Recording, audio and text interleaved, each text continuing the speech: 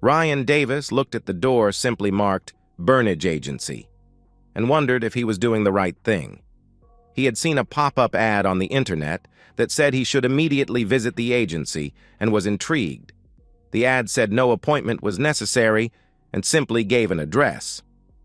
Surprised that it was located in his hometown, he drove to the address and took the elevator to the 5th floor. He turned the knob and opened the door. When he walked inside, he was greeted by a slim brunette receptionist in business attire. Looking around the office, he felt as though he had stepped back in time. "Good morning, Mr. Davis," the receptionist said with a smile. "Please come on in.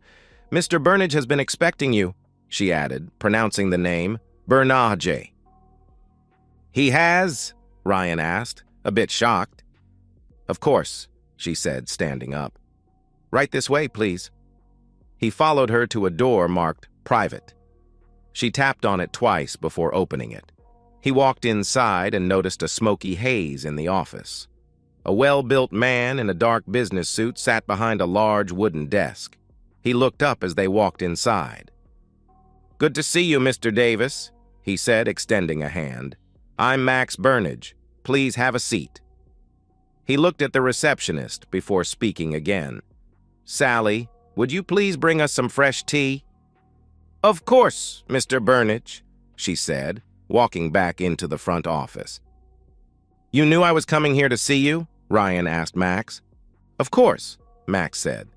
"But how did you know that?" Ryan asked. "I never even called." "The wonders of targeted internet marketing," Max said. "My better half is a whiz at that stuff." Ryan noticed a picture of Max and a very lovely blonde on his desk and pointed at it. "Is that her?" he asked. Max smiled as he looked at the photo of him and Adrestia. He nodded his head. "Yes," he said. "That's her. I'd be nothing without her." "You're a very fortunate man to have someone so lovely supporting you," Ryan said. "I wholeheartedly agree," Max said. By then, Sally returned with 2 large cups of hot tea. She set one down in front of Ryan and handed the other to Max, who took a sip. "Perfect, Sally, thank you." He looked at Ryan as Sally left the office, closing the door behind her. "Go ahead, take a sip." "This is delicious," Ryan said after taking a sip. "I've never tasted anything like it." "It's my wife's personal blend," Max said. "I find it to be most invigorating, in many ways." "Yes, I agree," Ryan said. Max picked up a pack of cigarettes and pulled one out. "Mind if I smoke?" Max asked. Ryan shook his head. "No, go ahead," he said. "It's your office." Max lit the cigarette, and Ryan was surprised it gave off almost no odor whatsoever. He was equally surprised when Max offered him one. "Go ahead," Max said. "One won't hurt you." Ryan had never smoked and considered declining, but something in Max's voice compelled him to take one. He put it in his mouth and inhaled when Max lit it for him. He halfway expected to choke on the smoke and was surprised when he didn't. Between the tea and the cigarette, he found himself feeling strangely relaxed. "May I call you Ryan?" Max asked. "Please do," Ryan said. "Thank you," Max said. "Tell me about your situation." "Well, it all began about a year or so ago," Ryan said. "My wife Jessie and I had just got back from a night out with friends. That's when we were accosted by 2 big guys who her. I wasn't able to help her at all, and I ended up simply watching as they took her over and over again." "Did you ever report the crime to the police?" Max asked. Ryan shook his head. "No," he said. "That was at her insistence." "When you say you weren't able to help her, do you mean that you were held down at gunpoint or forced to watch by the guys?" Max asked. Ryan shook his head again, looking down. He was clearly embarrassed. "No," he said quietly. "I wimped out. I simply lay there and whimpered like a baby. It's like I had no fight in me whatsoever. I can't explain it." He began to cry. "It's okay, Ryan," Max said calmly. People react to situations like that in very different ways. It's like a soldier who experiences combat for the very first time. Some people run, others fight, and then there are some who, like you, simply freeze up. I take it you're one of those who prefer not to fight. Am I right? Yes, you're right, Ryan said. I've never been much of a fighter, and no one's ever taught me how to fight. So, after the what happened? Max asked. Well, things between my wife and I got strained, Ryan said. It's like she was ashamed to even be around me. I decided to do something about it after a couple of weeks. I swore that I would learn how to fight so I could protect my wife if anything like that happened again. Sounds reasonable, Max said. Go on. I found a place that said they taught mixed martial arts, so I went there, Ryan said. I had hoped I could learn something. Let me guess, Max said. The instructor didn't teach you anything, did he? Ryan shook his head. He just beat you up and sent you home with a black eye, didn't he? Yes, Ryan said. Then Jessie got upset that I went without telling her. She thought it was funny that I would even try to learn how to fight. Then she started going with me, and that's when the really bad stuff started happening. You mean between the instructor and your wife? Max asked. Yes, Ryan said. The teacher, Jim is his name, would simply have me attack him. Then after he beat me, he would work with Jessie. He actually taught her some moves, and then the two of them would gang up and take turns beating me. Did this Jim even teach you anything? Max asked. No, Ryan said. All he did was beat me and berate me. So, he took your money, but taught you nothing, is that right? Max asked. That's right, Ryan said. And after they were finished beating me, they would have intimacy, right there in the ring, in front of me. The whole time they would berate me and humiliate me even further. How long have you been married, Ryan? Max asked. 2 years when this all started, Ryan said. 3 years now. Have you considered divorce? Max asked. Or going to the police? It sounds to me like you would have grounds to have your wife charged with spousal abuse and assault. I've considered divorce, Ryan said. I even talked to a couple of attorneys, but they told me I'd basically be screwed. I never thought about going to the police. Truth is, I'd be too embarrassed. I've been laughed at enough. I just want it to end. You know, there is a facility that helps men in your situation, Max said. It's a 3-month program, but I think you would benefit from it. I know I have. You mean Camp Rollins? Ryan asked. Yes, Camp Rollins, Max said. You've heard of it then? I have, he said. I saw their ad on the internet and checked them out. The problem is that I can't afford it, and my insurance wouldn't cover it. Otherwise, I'd go in a heartbeat. Tell me honestly, Ryan, Max said. Do you love your wife? Truthfully, right now, I don't know. Part of me still does, but a part of me wishes she would just go away and die. She won't even let me touch her, and she brings Jim into our apartment and have intimacy with him in the bed I used to sleep in. Then she expects me to clean her up with my tongue. She's done even worse than that. I can't stand living there anymore. I've even thought about killing myself. I can't take it anymore. Has Jim forced himself on you? Max asked. Ryan looked down, his face red. He slowly nodded his head. Yes, he said quietly. Did you call the police? Max asked. No, Ryan said. I was too ashamed. Max considered the man crying uncontrollably and took out a sheet of paper. He handed it to Ryan. I'll take your case, Ryan, Max said. But you have to do exactly as I say. Do you understand? Yes, Ryan said. But I don't think I can afford you. Max shook his head. Don't worry about the cost, Max said. I'm not in this for the money. I'm taking your case pro bono. Now here are some things you need to do right away. The first thing we need to do is get you out of that apartment and get you someplace safe. Does your wife work? Yes. She works at a convenience store down the street from our apartment, Ryan said.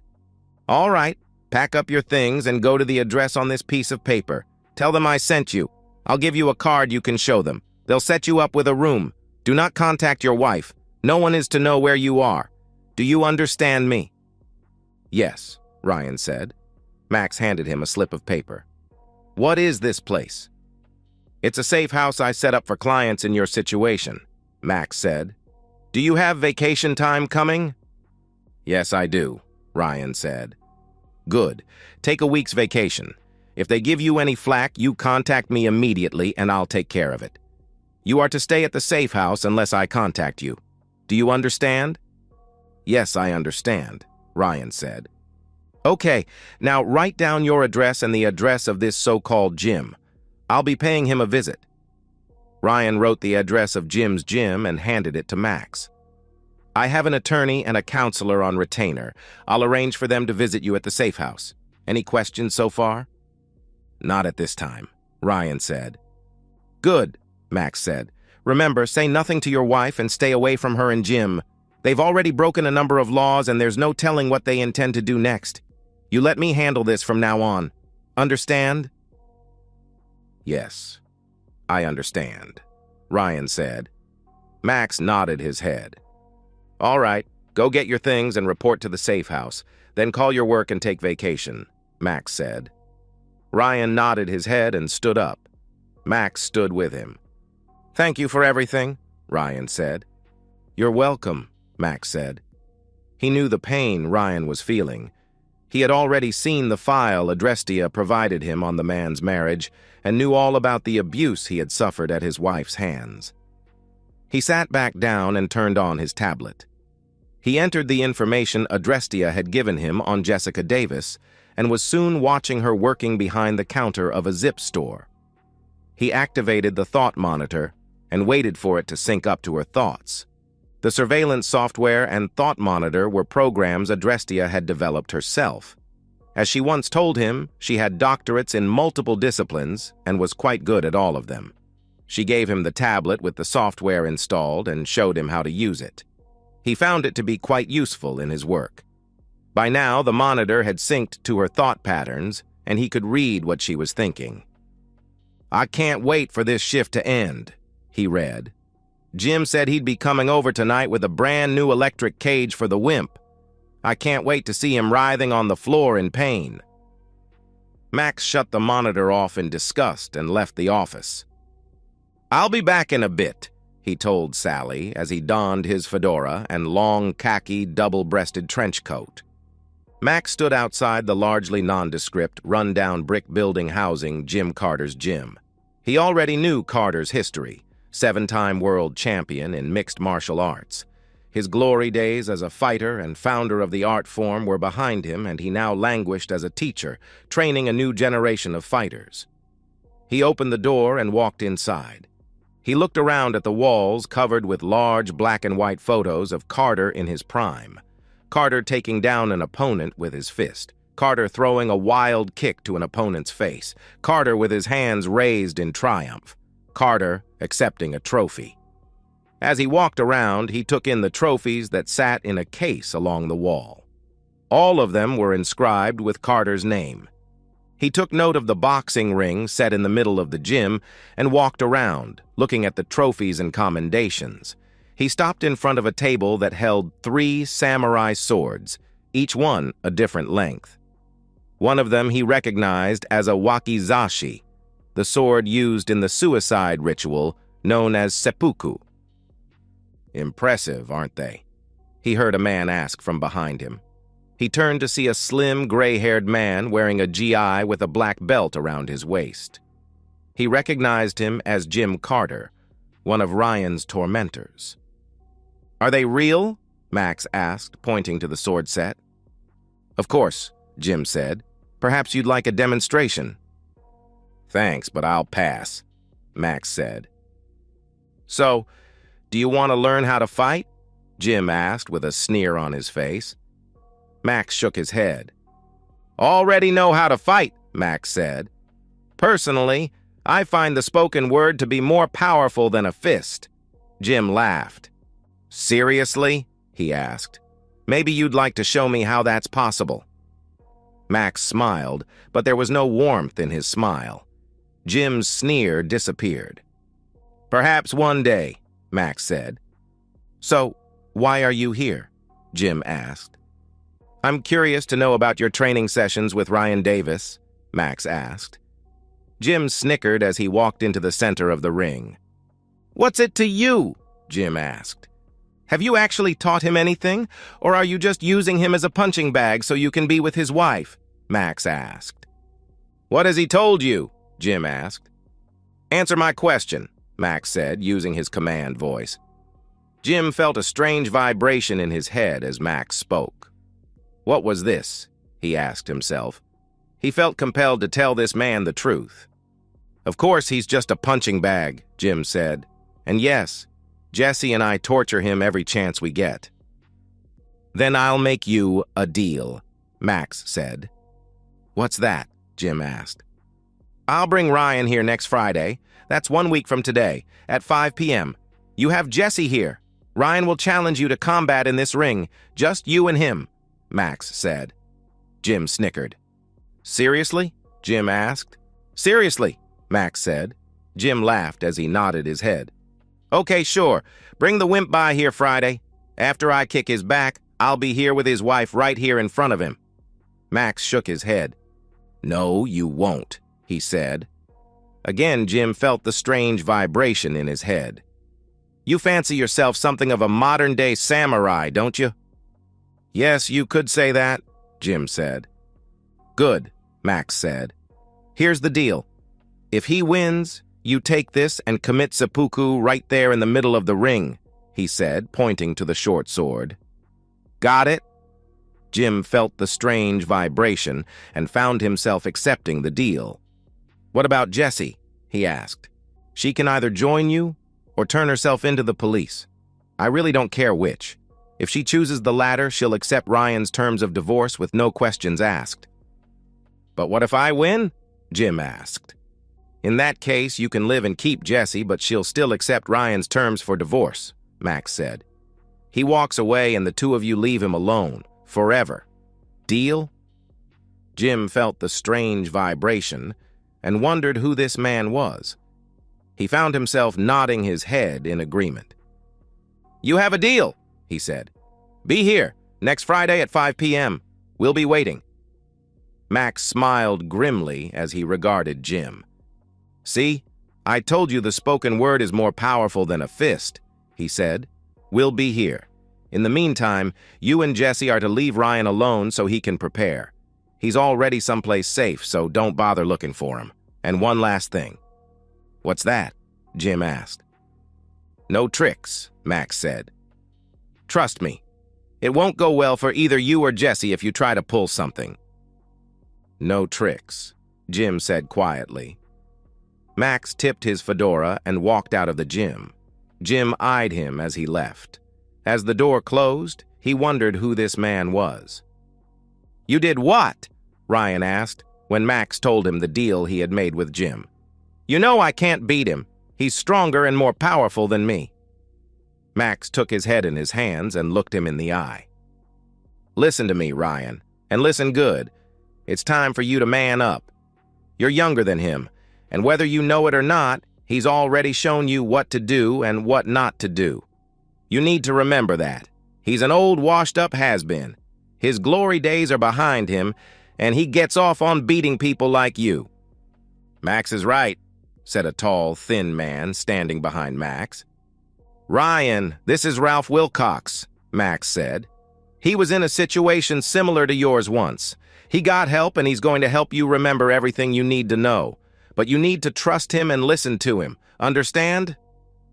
Ryan felt a strange vibration in his head.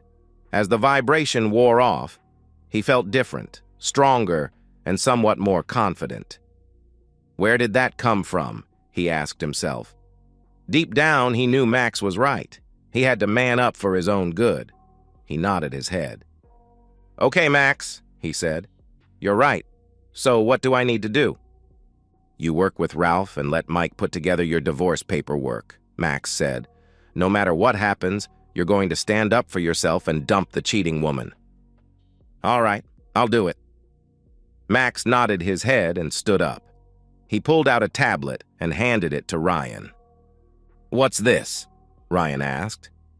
"This tablet contains video of every training session you've had with Jim," Max said. "Use those videos to refresh your memory. Ralph will work with you and show you what you need to know." "How did you get them?" Ryan asked, confused. "Trade secret," Max said. "You can thank my better half." "I will, if I ever meet her," Ryan said. Max smiled and nodded his head. He turned to Ralph. "You have this under control?" he asked. "No problem," Ralph said. "We'll get started right away." "Thanks," Max said. "Don't forget to give him a cup of tea 3 times a day." "Don't worry, I won't," Ralph said. Max nodded his head. "Thanks," he said. "I'm heading home now. Call if you need anything." "I will," Ralph said. Max left the safe house and headed home. "I had an interesting visitor today," Jim said after he arrived at Ryan and Jesse's house. "Who?" Jesse asked. "Yeah," Jim said. "Some guy who looked like he crawled out of an old movie. Never did give me his name." "What did he want?" Jesse asked. "You're not going to believe this," Jim said. "He actually got me to agree to face off against your wimpy husband next Friday." Jessie snorted at that. "Seriously?" she asked. "Yeah, can you believe it?" Jim asked. "By the way, where is the wimp little brat?" "I don't know. He wasn't home when I got here, but he was here earlier. A lot of his clothes and things are gone. I called his work and they told me he took off for vacation. He left this on the dresser," she added, showing Jim Ryan's wedding ring. He looked at it for a second before speaking.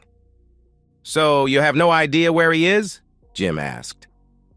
"No, none," she said. "I tried calling, but all I got was his voicemail. Do you think maybe we pushed him too far?"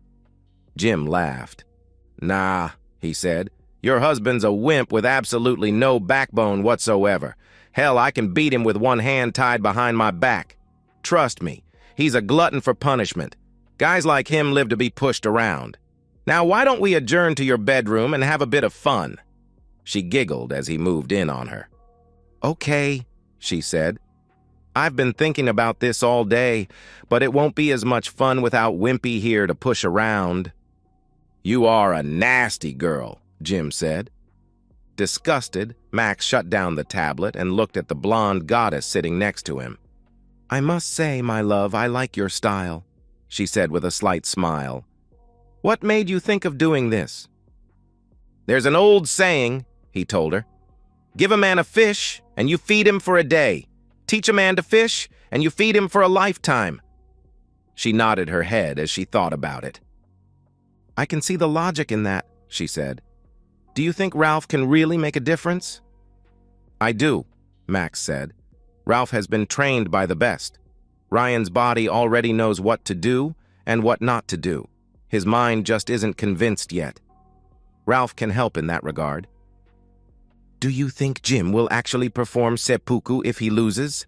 Adrestia asked. "He'll do it," Max said grimly. "Trust me. He's a legend in his own mind, and the disgrace of losing to Ryan will be more than he can bear. And I'll be there to remind him of his deal if he hesitates." Her smile grew wide. "You're a man after my own heart, my love," she said. "Now come here and make my day." He smiled as he wrapped his arms around her. "As you wish, my goddess," he whispered as he showered her with kisses. The next afternoon, Max stopped at the safe house to check on Ryan's progress. He went to the basement gym where Ralph and Ryan were working out. Ryan wiped the sweat off his face with a towel as Max walked in. "Well, how's everything going?" Max asked. "We're making good progress," Ralph said. "I think our boy here has grown a whole new set of balls. Now, if I can only get him to breathe right, we'll be in good shape." Max smiled and looked at Ryan. "How are you feeling?" he asked. Ryan nodded his head. "I'm tired and sore, but I'm actually learning something," he said. "Good. Just remember to follow directions and you'll do just fine. How are the divorce papers coming along?" "Mike is taking care of that," Ryan said. The plan is to file them Friday morning and you can serve them to her Friday when we get to Jim's place." "Sounds good," Max said. "Did you remove the battery from your phone like I said?" Ryan nodded his head. "Yeah, I did that first thing," he said. "Excellent. All right, I'll get going. If you need anything, give me a call," he told Ralph. "Will do, boss," he said. Max headed home and looked at his tablet to see what Jim and Jessie were up to. Jessie had stopped by the gym after her shift was over, and by the time Max looked in on them, they were naked in the ring. "Too bad Wimpy's not here to clean me out," she said. He laughed at that. "So, are you ready to face him on Friday?" she asked. He snorted at the idea of preparing to face Ryan.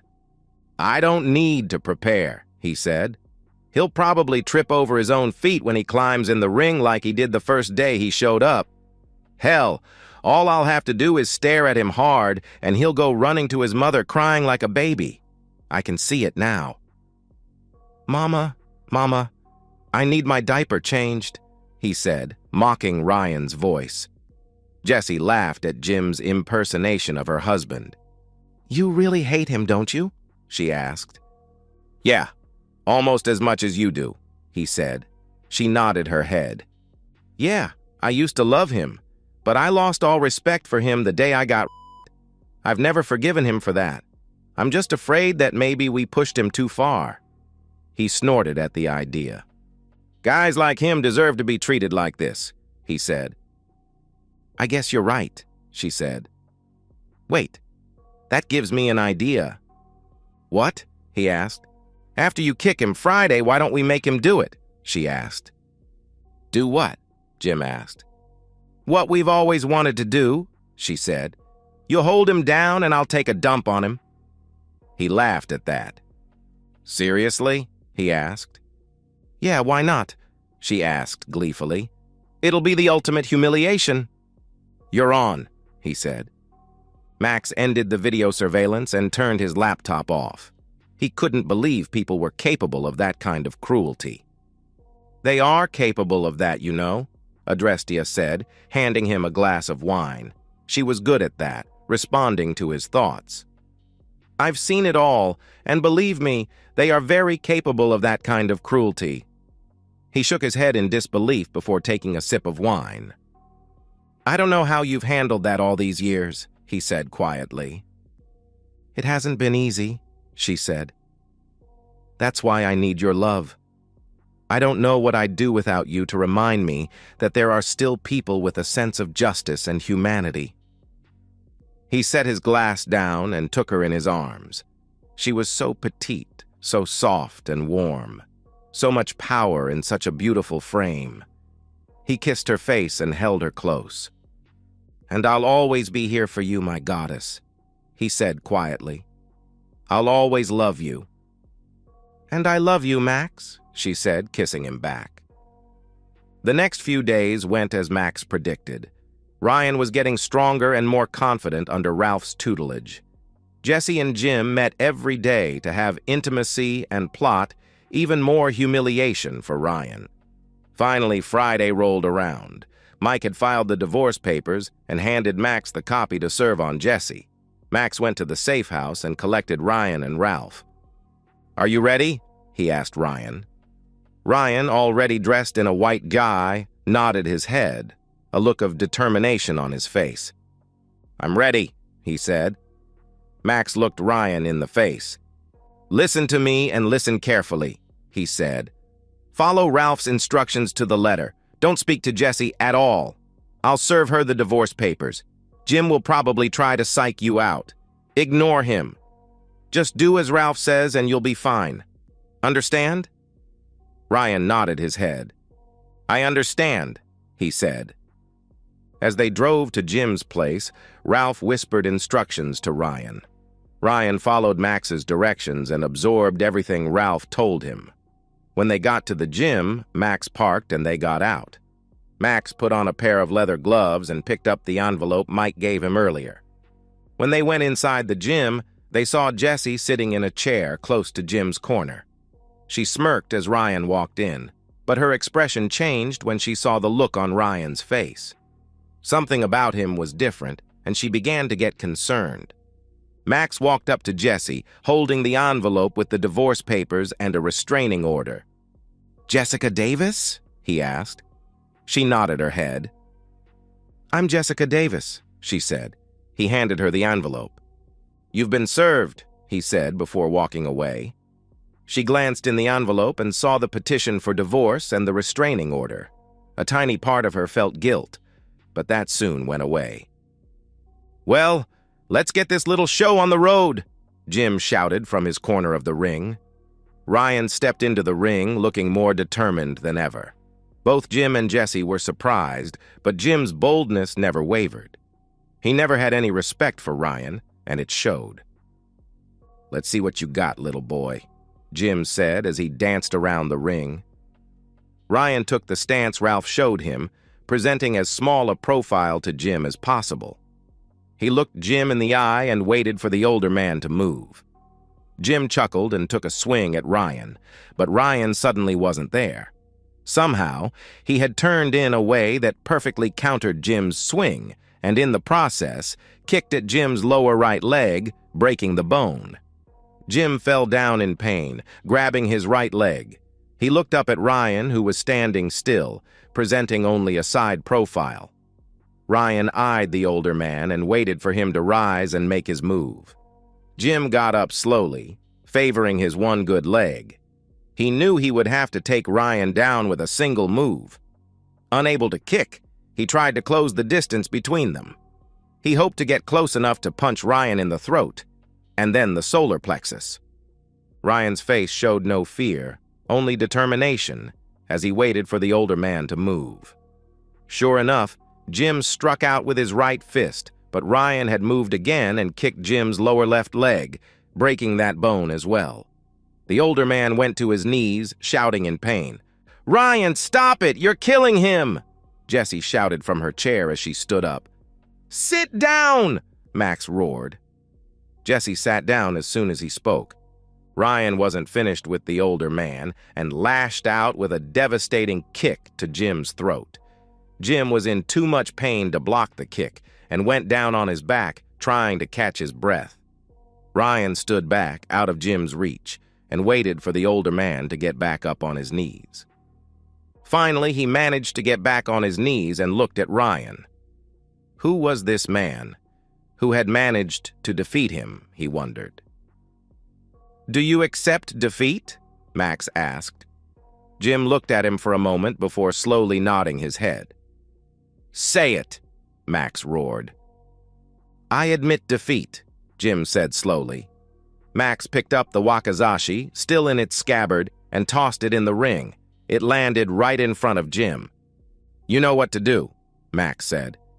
Jim felt that strange vibration in his head again. Without thinking, he opened his GI, picked up the short sword, and pulled it from its scabbard. As they watched, he performed the ritual as the ancient samurai had done.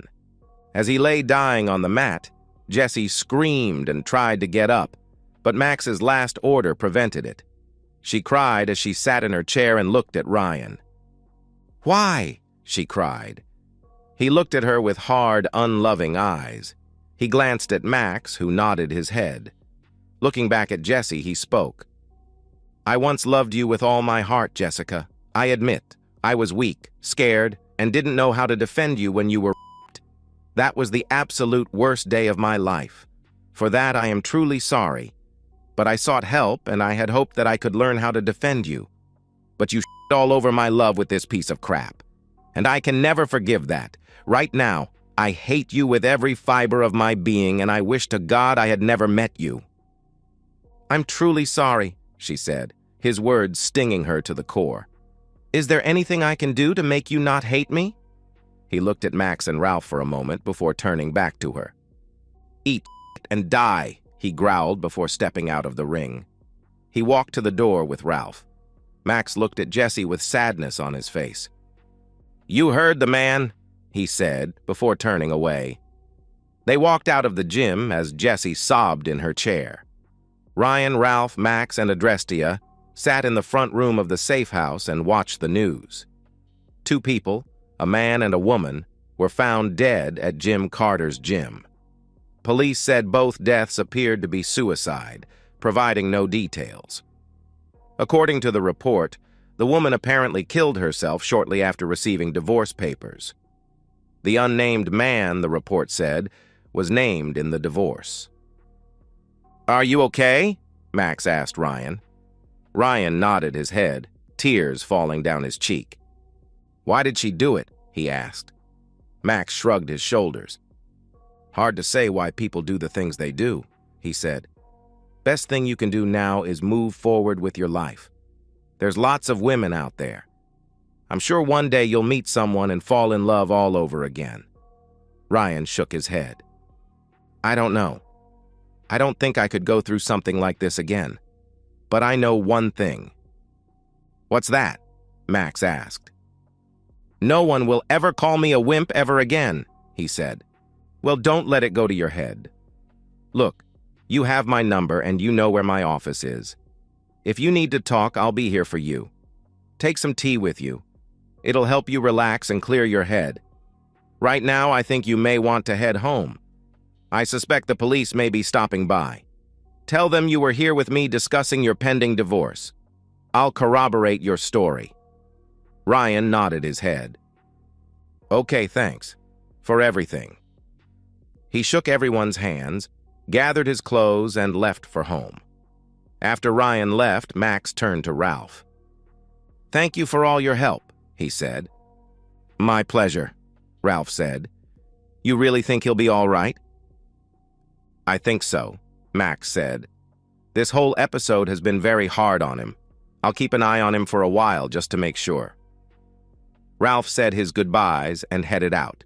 Max turned to Adrestia. "What do you say we head home, my dear?" he asked. She smiled and wrapped an arm around him. "Lead on, my love," she said. As Max predicted, officers stopped at Ryan's apartment a couple of hours after he got home. There were 2 uniformed officers and a detective wearing a dark suit. The detective, who introduced himself as Detective Frank Green, asked Ryan to accompany him to the police station. Ryan, seeing he had no choice, went with him. Green showed him the pictures of Jim and Jesse. Ryan didn't want to look at them, but Green forced the issue. He saw Jim lying in a pool of blood, the sword still in his hands.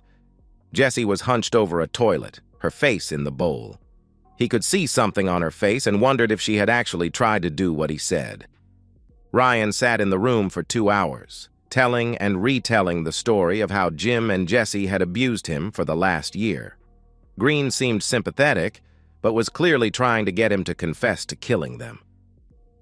Ryan finally sat up and made his demands. "I want an attorney present. I told you where I was, and I told you what had been going on. That's why I filed divorce papers. Either charge me or let me go." Green considered him for a few moments before relenting.